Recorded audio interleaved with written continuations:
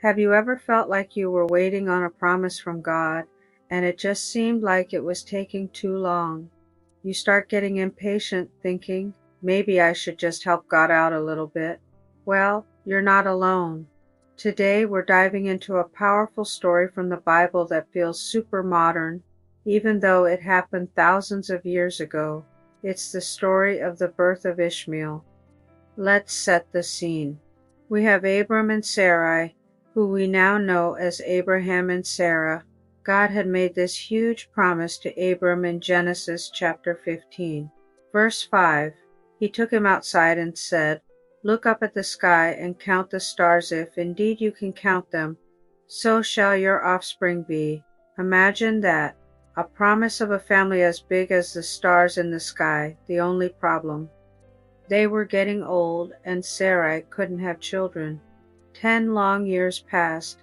Can you feel their frustration? The waiting must have been agonizing. So Sarai comes up with a plan.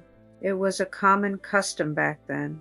In Genesis chapter 16, verse 2, she says to Abram, "The Lord has kept me from having children.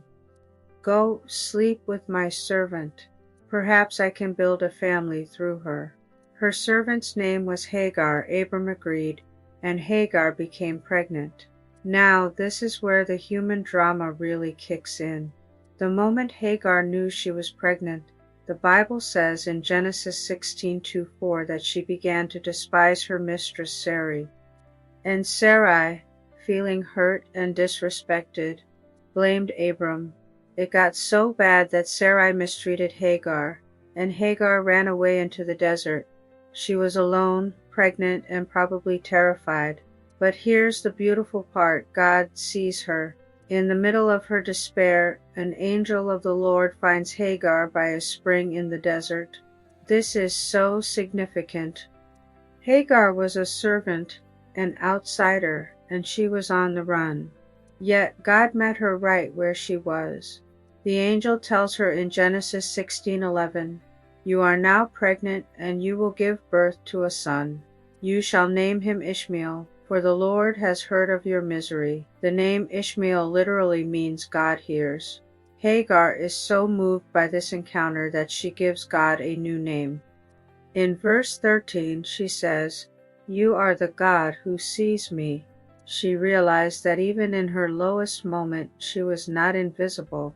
God saw her, heard her cries, and cared for her. Hagar then obeys the angel, returns to Abram and Sarai, and gives birth to Ishmael. So what can we learn from this intense story? First, waiting on God's timing is hard.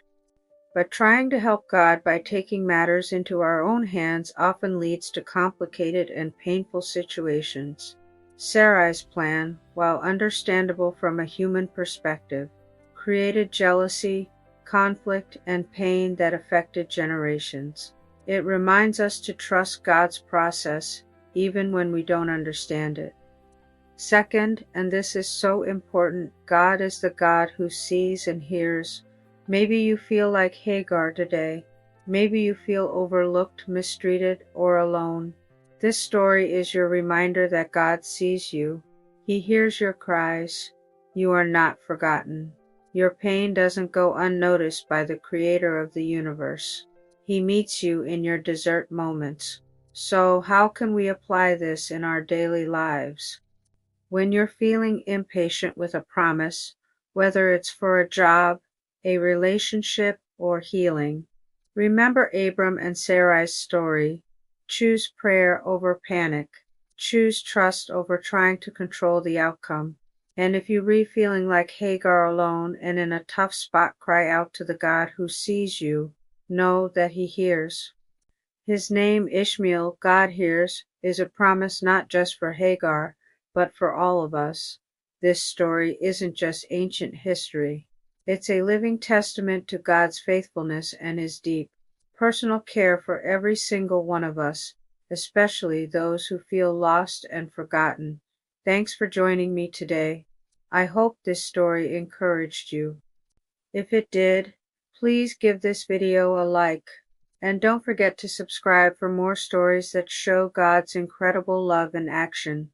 See you next time.